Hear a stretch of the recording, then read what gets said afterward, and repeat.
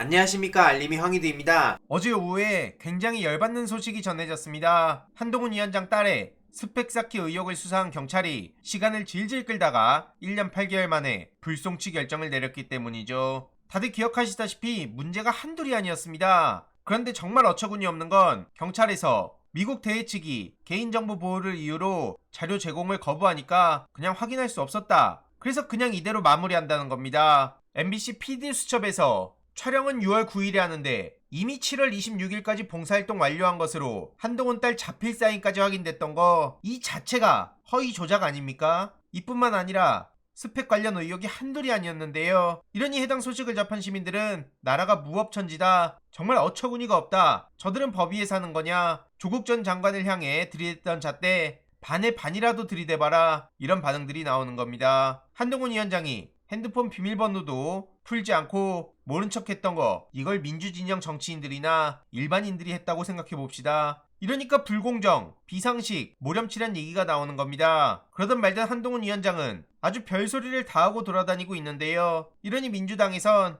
대통령이 바뀐 것 같다. 오죽하면 지금 모습 때문에 대통령이 누군지 헷갈린다는 평가도 나오고 있다. 이런 반응들이 나오는 겁니다. 지금 윤석열 대통령도 민생 토론한다더니 총선을 앞두고 정책 홍보하고 다니는 거 아니냐. MBC에서 이런 보도를 하기도 했는데요. 한마디로 용인, 고양, 수원은 여당이 수도권 위기론을 거론하고 있는 지역이기에 총선 앞두고 너무 속보이는 거 아니냐는 지적이 나오고 있는 겁니다. 게다가 정부 관계자에 따르면 주제도, 지역도 조금이라도 표가 되는 것으로 하려는 총선용이다. 이런 얘기까지 나온 만큼 계속 집요하게 문제 제기할 필요가 있다 보고요. 지금 이준석 신당에선 김건희 특검법 폐기 시 다음 국회에서 재발의하겠다. 이런 입장을 전하기도 했습니다. 정쟁 대신 정책, 민심을 빠르게 파고 들어가는 개혁신당 이렇게 띄우고 있지만 여기 또한 문제가 한둘이 아닌데요. 민주당의 당원을 그대로 뺏겼다는 지적이 나왔습니다. 당원은 말 그대로 당의 핵심 가치인데요. 이걸 어떻게 복붙을 합니까? 당원 자격 조항을 보면 글자 수와 내용이 모두 같은데요. 심지어 2020년 8월 개정이라는 문구까지 같습니다.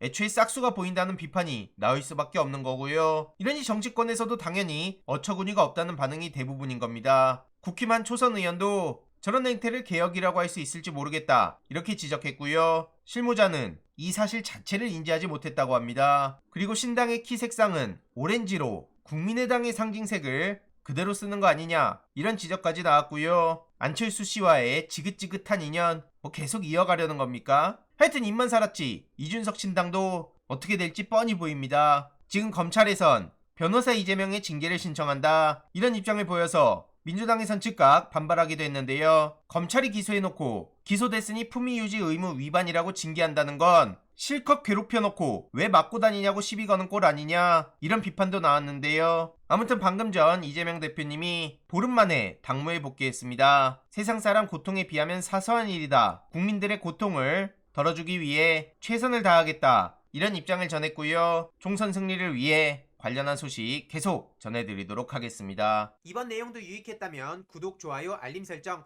멤버십 가입 정말 큰 힘이 된다는 점 말씀드리고 싶습니다. 주위에 널리 공유 부탁드립니다.